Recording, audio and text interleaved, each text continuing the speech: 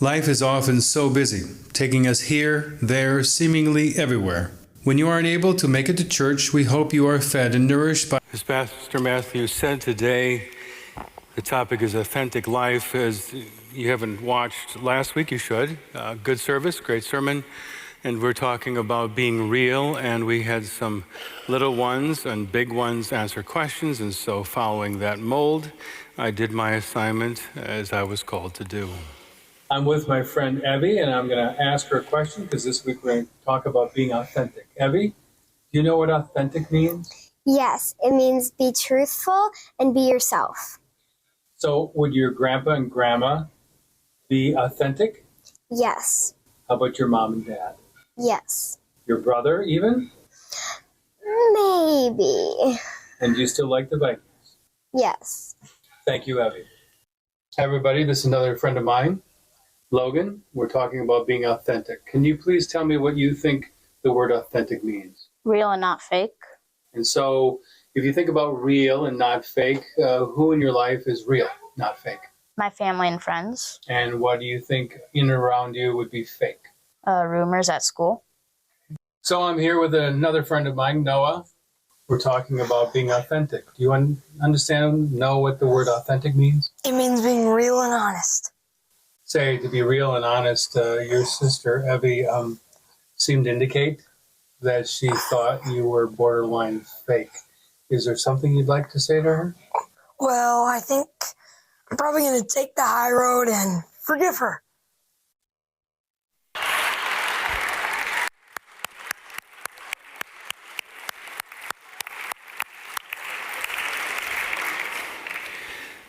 Totally and absolutely authentic. I had nothing to do with that. If I'm going to be real, a preacher notices when people drift off. They look at the wall, or they stare at the back of the neck of the person in front of them. Isn't it amazing how everyone's looking at me right now?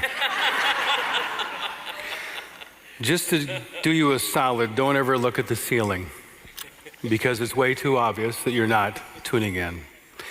I mean, even if you choose to do that, I will eyeball you, and I have found it helpful to elongate my gaze, especially when I go away from here and freelance, just to see if it's nothing more than a blank stare. Because some of you are good at a blank stare.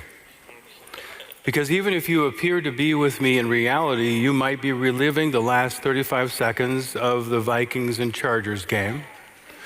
Or some of you are thinking, what do we need at Target? Milk, bread, peanut butter, detergent. And by all means, never look down the row and look at your family members and try to say in a whisper, what do we need at Target? Because we see you. And don't text things among your row or your family, because when you're looking down, we know that you're not looking up and looking at us. Speaking of being authentic, I thought I should probably unpack it even further than my friends. It means not false or copied. It means genuine, real. It means bona fide. It's figuring out who we are. It's understanding our strength. It's coming to grips with our shortcomings. It's constructing a strong enough ego to not be capsized by the assertive in our midst, but also have the ability and capacity to be humble. That's a tall task. I want to be strong, yet vulnerable. I want to be courageous, yet afraid of what is truly frightening. I want to be confident, yet even when I'm on the right side of the ledger, I want to be humble and kind. But here's the good news, or shall I say this is also the bad news. This task is never ending. It's an endeavor that one never completes or is set in stone. Now, maybe the playgrounds and the hallways and the lunchroom and maybe the same rules are not in play in school, but my guess is the rules are pretty much the same. Throughout my entire childhood, I had a front row seat to all this stuff because we moved more than people in the witness protection program. For we moved when I was in second grade. Thank you, Dad. We moved again in fourth grade. Thank you, Dad. We moved again in sixth grade. Thank you so very much, which probably explains why I'm so messed up. Each time we moved, I had to enter a new paradigm, or so it seemed. But I was thinking about it this week, and I looked back, and here's what I realized. The names were different, but in class, in the hallways, in the lunchroom, at football games, at dances, whether it be southwestern Minnesota or southeastern, whether it be small, medium, or large, there were the same challenges, there were the same written and unwritten rules, there were the same pitfalls, it was the same dance in a metaphorical sense, that is.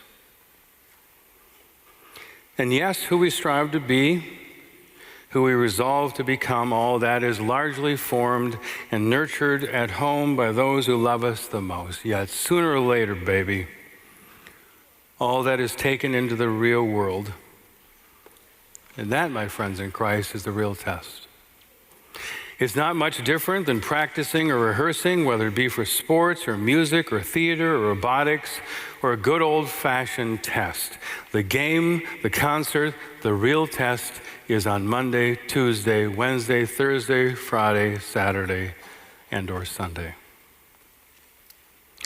Now I know, is this the chicken or the egg? In this case, do we make ourselves or are we made by others? And my answer to that is yes. Yes. Yet no matter how it happens, these questions need to be answered. Who am I? How have I been created by God? Will I go where I'm told to go? Will I become what other people think I should become? And most importantly, who will determine my value? Now, I'm sorry, it may seem like I'm almost done with my sermon. Truth is, I still have 3 points. Sorry. Actually, to be authentic, sorry, not sorry. But I promise I will not dawdle. Point number 1, be yourself, everyone else is taken. I love Oscar Wilde. His quotes are wild, but they are also intrusive to your soul. Be yourself, everyone else is already taken. I have only one sibling. His name is John, Jon, because my mom and dad thought it would be important for him to spell both his first and last name. They did me a solid with David, but he's 5 years my elder. John played the trumpet. I decided I will play the trumpet too. Bad move. 5 years older. My brother went to all-state band. My brother went to all-state choir. I said this before, I played third chair trumpet only because there wasn't a fourth chair trumpet. There are a lot of instruments I could have chosen, but no, dim bulb, picked the same. John was also a good golfer. I thought it was a good idea to play golf with him and my father.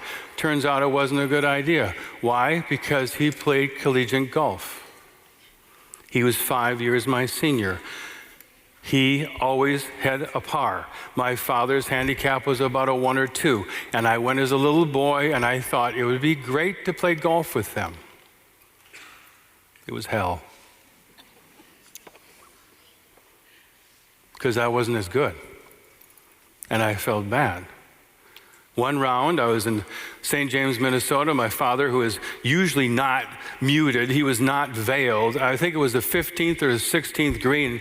My father looked at me and he said, by the way, no matter how poorly you might hit an iron or a fairway wood, it will go farther than when you throw it.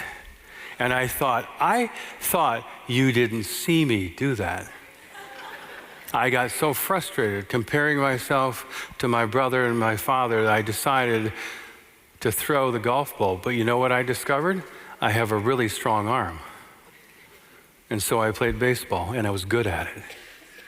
And when I went to graduate school, I played softball at a B level, and we had our own bus. And so even in my flailing, I discovered what I was good at. And it was something different than my brother. My brother attended Augsburg College. I visited him one time. I had a lot of fun in the frat house. Different story. I ended up attending Augsburg because I was familiar with the campus. I'm not kidding. I knew where all the buildings were, and there weren't many buildings. It was good. I'm not one of the most notable people to go to Augsburg. I think of all my 3 kids, they sent one mailing to one of my kids, so apparently I'm not very notable. But I could have looked left or right. I could have perhaps been more creative. Bless you. To this day, if I'm following a vehicle, where they go, I will go. If my wife was here, she would say, this is one of our biggest of the many problems when I drive. If someone's going somewhere, I really want to follow them. In fact, this is for me. It's amazing that someone that can strive to lead this big place is such a good follower. But no matter how old someone is, it can be tempting to go with the flow and follow the herd. It's important, even vital, to be who you are, go where you feel led to go, and do what you want to do and feel called to do. Point number 2, say what you mean, and mean what you say. Stephanie, the heart. Wouldn't this be a great step in a better direction? No, I just want this to I know we have the debt ceiling, I know we have a lot of problems, I know we have division, but actually, if people would just do this. Because even if it was divisive, even if it was just something acidic, we would know, but we Minnesotans in particular, passive, aggressive, it's not an oxymoron, it's unhelpful. And Stephanie continues, don't be afraid to stand firm on the decisions that you made. Trust yourself. Believe in your instincts. Do what works best for you. Stay true to yourself and be good to yourself. Allow every decision that you make to empower, enrich, and add value to your life. I don't know how you grew up. I know how I grew up. As 100% Norwegian, that for most of my career, I was a terrible student. And doubting myself was something that I helped myself do, and then other people, I would allow them to do it. And actually, we wrote to Stephanie because I wanted you to see exquisite black queen.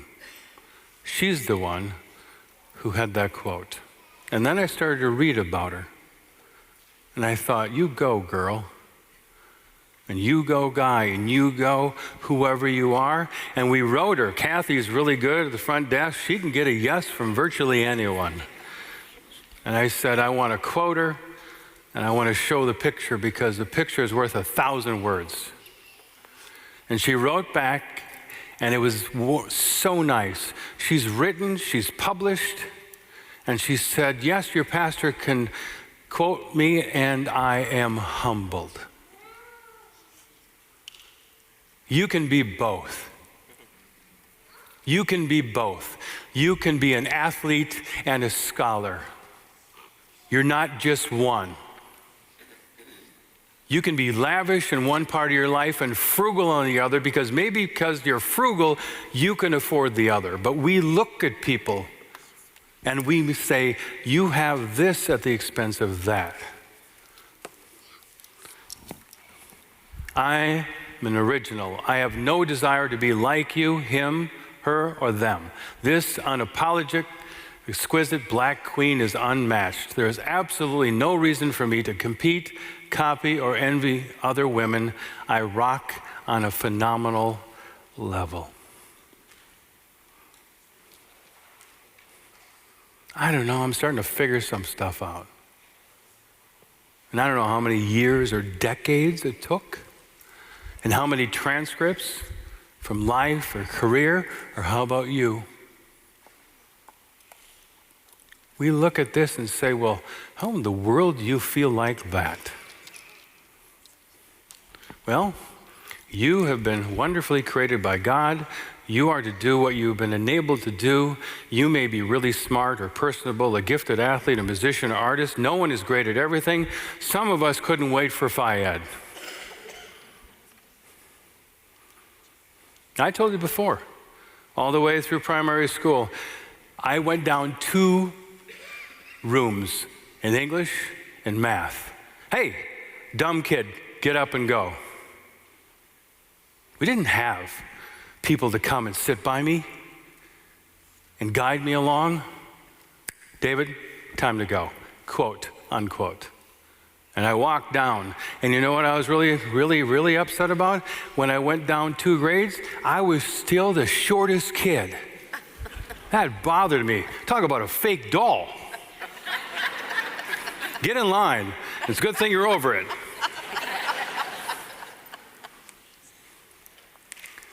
But I couldn't wait for Phi-Ed.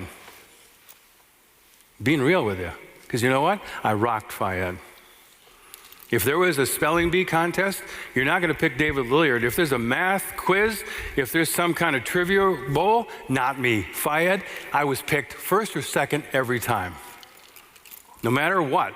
In Southwest Junior High, I was a badminton champion of the entire school. Yeah, I'm proud. Because you know what? I wasn't proud in the other sphere. But I couldn't wait. And I got an A. But you know what I realized? That even if you're in a professional kickball league, they don't pay well. And I have a senior at St. Olaf, and we have a first year at Gustavus, and so I needed to get a real job. And so you know what I decided to do? Something creative, like be a preacher, like my dad. Do you see a trend? But I've done okay. I've done okay. I've done better than okay. Even though I thought maybe I should be more creative, but maybe all the paths I took were not a lack of creativity, but blooming where you're planted. Capiche? So, we were created for the life we are to live, so live it. I told you I want to say something until somebody quotes me somewhere else. I want to get an email that says, hey, Lilliard, can we quote you? And I will say, I am humbled. I promise I will. I'm waiting, still waiting. 3, we're almost done.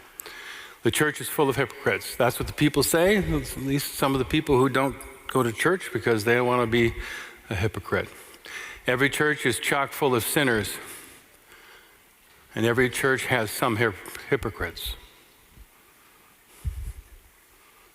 You learned last week, all of us are sinners. We don't have to be a hypocrite. Don't have to be. A hypocrite defined as a person who puts on a false appearance of virtue or religion, a person who acts in contradiction to their stated beliefs or feelings. Let's just parse this a little bit, shall we? Let's extract what's important. False appearance would be on line 1. Contradiction, line 2. The late, great Reverend Dr. William Hume, a professor at Luther Seminary. A story before the story.